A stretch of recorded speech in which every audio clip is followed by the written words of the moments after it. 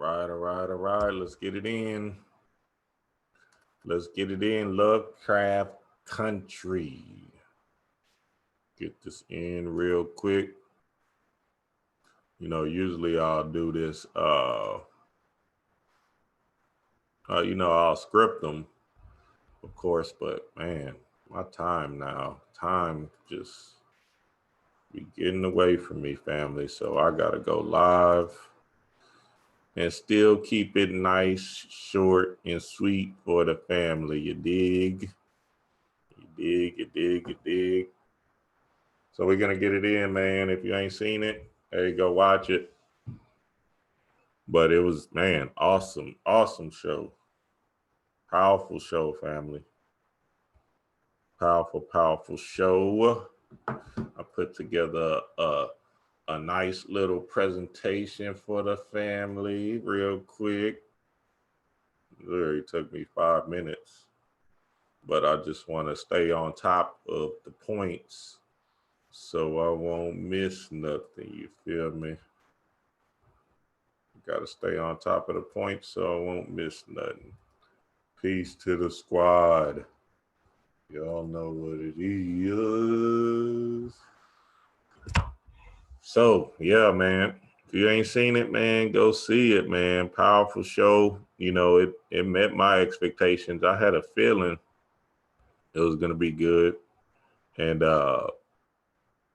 in that feeling of me knowing it was going to be good, I said, yeah, I got to dive into this and just watch it full throttle. Full throttle. And it did not miss a beat. It did not miss one step, one beat. You know what I'm saying? They're trying to tie in these racial things, right? This racial injustice stuff, right? Even though this was a time period in the 1950s where that stuff was actually happening, and you know they were and that's what I'll be saying. This stuff is 50 years ago or 70 years ago, right? This is your grandpa now, you know, living through this. So, you know, race is still existent because 100 years is nothing. That's why your life is nothing. It's minuscule and it goes by super fast. And you look up and you back in Zamunda. But it's good that they're doing this. They're showing us their cards and they're showing us the play because, you know, race is a big entertainment piece right now, right? They want to keep that entertainment piece going. You feel me? And they really appeased my motherfucking ego by putting Lovecraft in the bitch and all his stories. So, man, phenomenal first episode, man. Me and the queen was like, hey, look, they can't just leave us with one episode. You feel me? They cannot do that. Now, look, I ain't read this Lovecraft County book, but let me give y'all a little understanding of Lovecraft if y'all don't know. So H.P. Lovecraft was a person that basically channeled these monsters, right?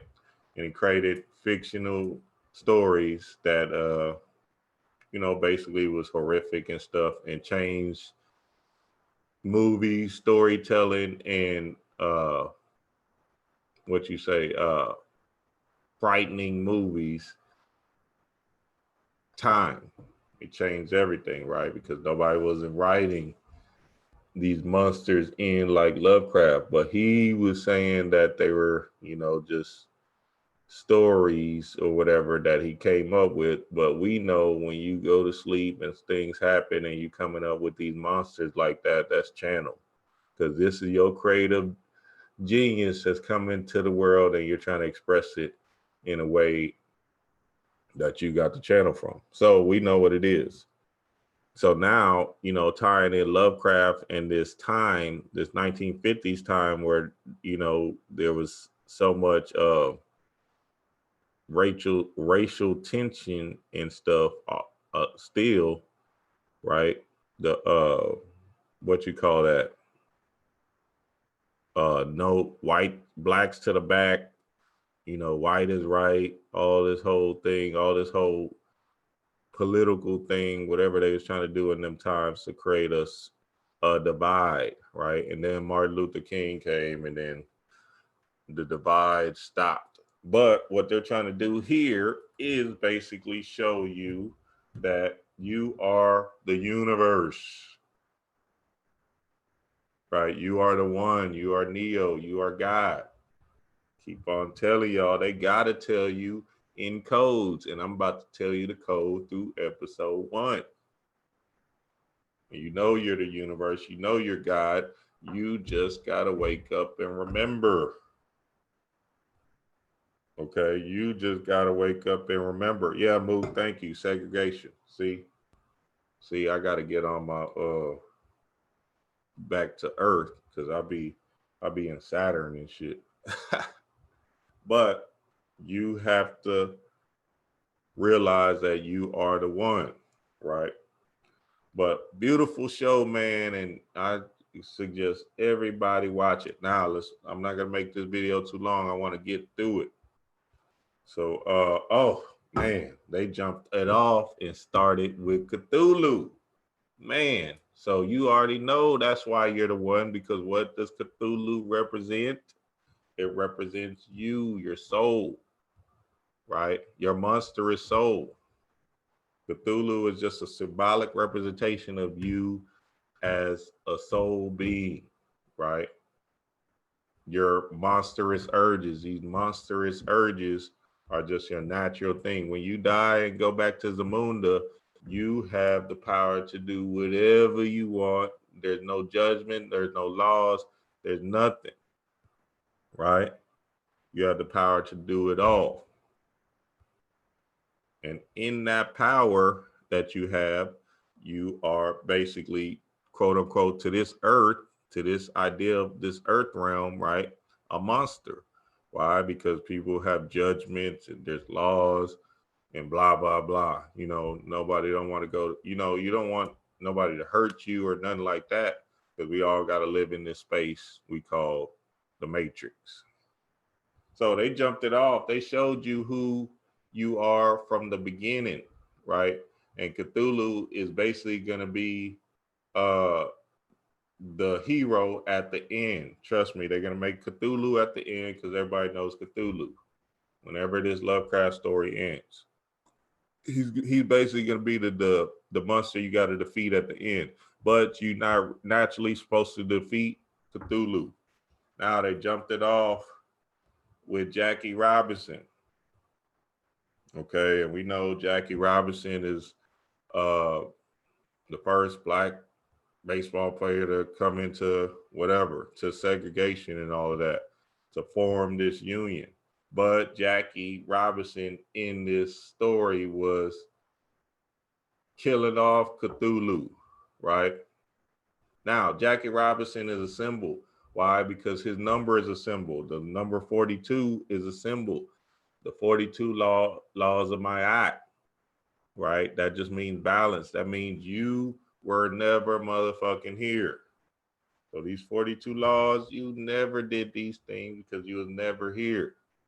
Because you're not here. This is an illusion.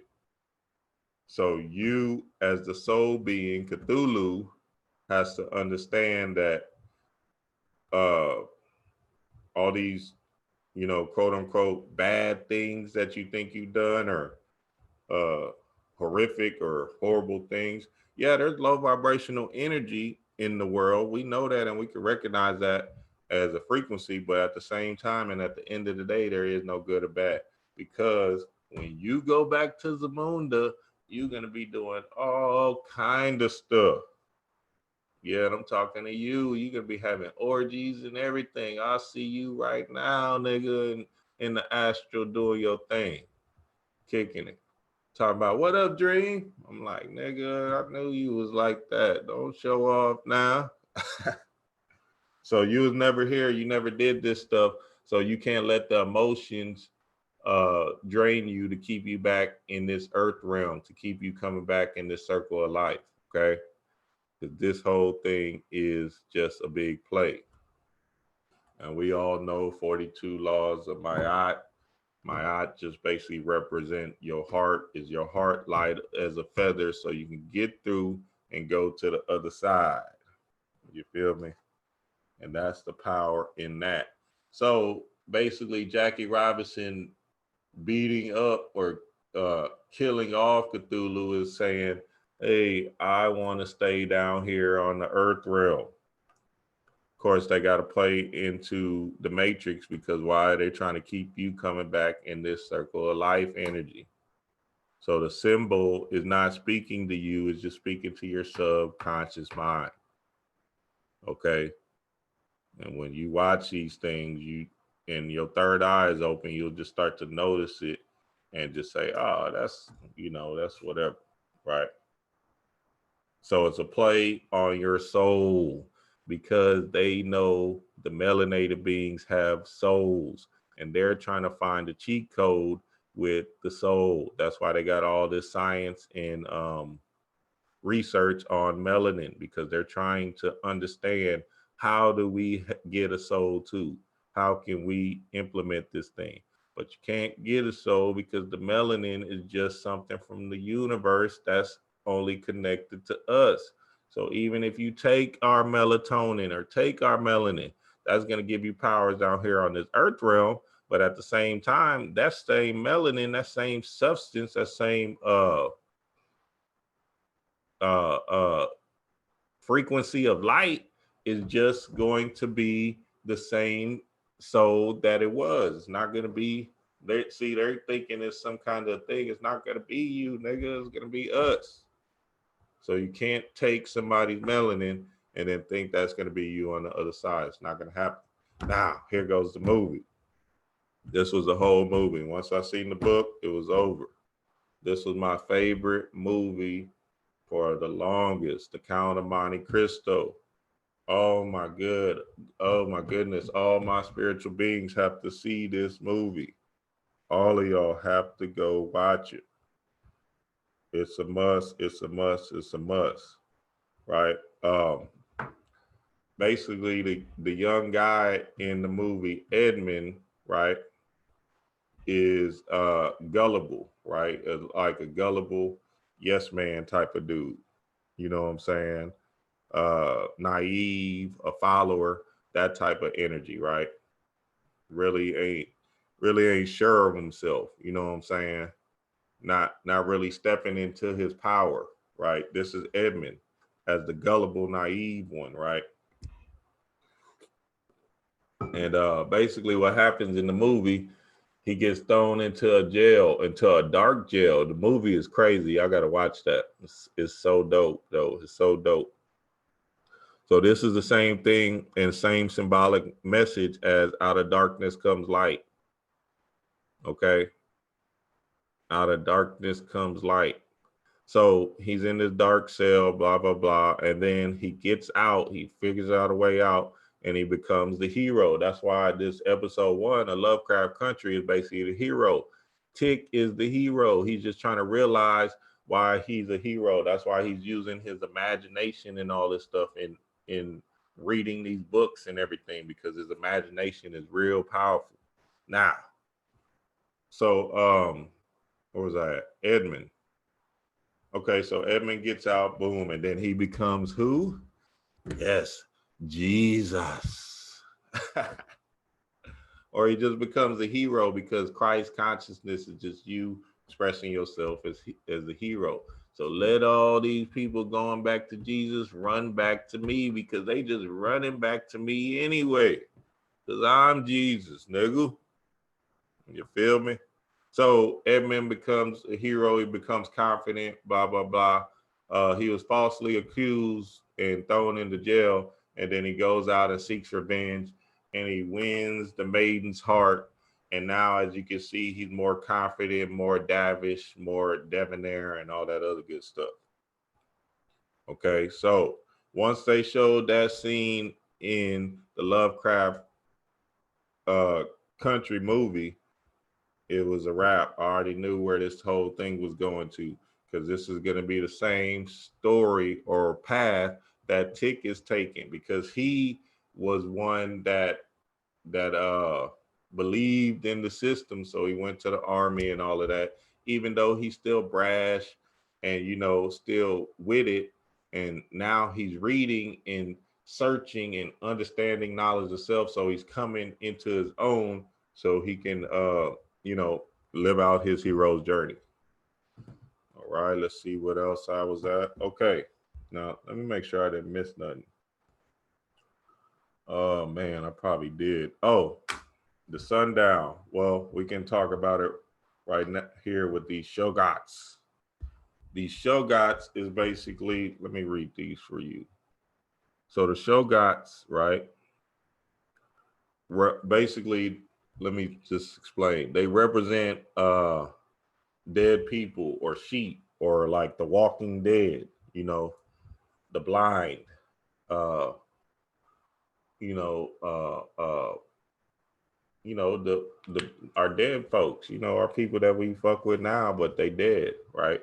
And they're just controlled by the media and stuff like that. My homeboy Jamar, that came out and said it probably means something with the Caucasians. Well, nah, we got to think about it, and that was a good actually point, but we got to think about it holistic, because they're talking as the shoggoths, they're saying the whole dead people, everybody's dead. You know what I'm saying? Everybody's still zombied out. Everybody's getting vampire attacked. You know what I'm saying?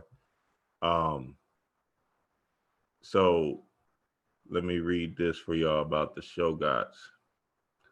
Their masters. Though able to understand the elder thing language, shoggoths had no real consciousness and were controlled through hypnotic suggestion. So that's, you know, the dead people with this corona thing watching the TV and mind controlled and stuff. Over millions of years of existence, some shoggoths mutated, developed independent minds, and rebelled. So that means you can come out of it if you start learning your truth and power, which is the same play of the whole theme of episode 1, because that's what they're trying to do, walk you through this thing to understand that you can come out of your sleep.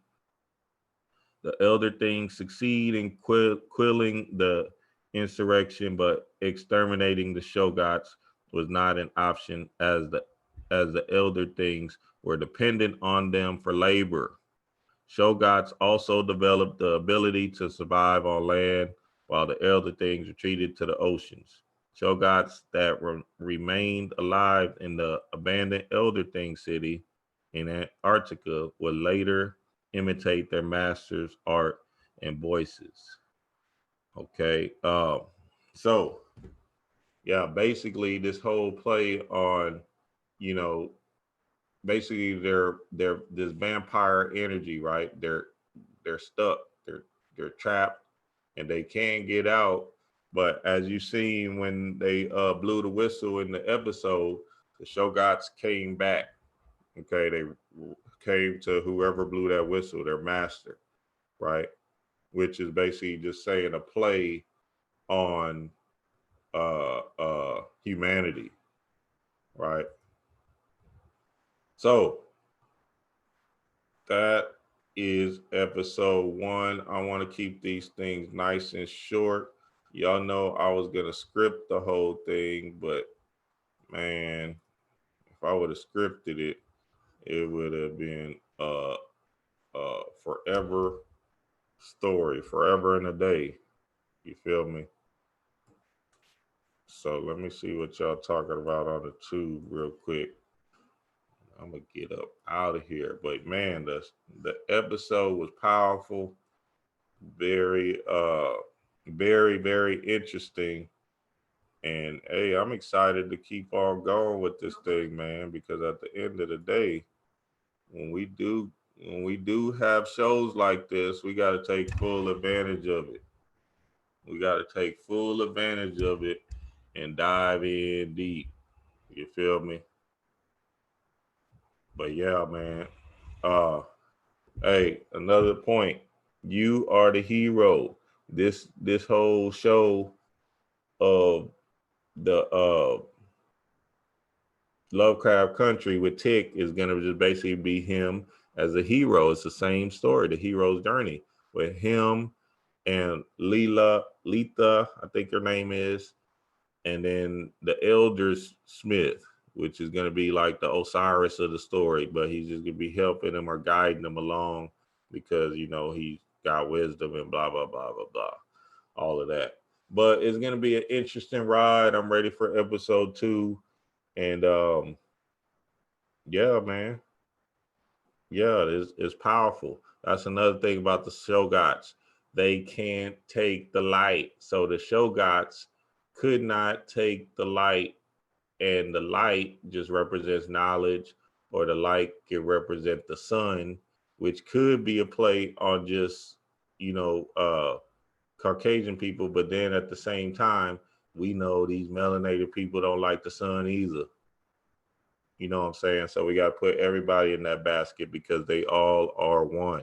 Now, I'm not sure where they're going to go with this season, but if they put a monster in every episode, that monster is going to just be the symbolic message for what the show is, for what that episode represents. Because again, H.P. Lovecraft got so many monsters, hundreds of monsters, right? And some people created other monsters off of it, and they'll be using stuff off of it. Like H.P. Lovecraft didn't necessarily create the shoggoths.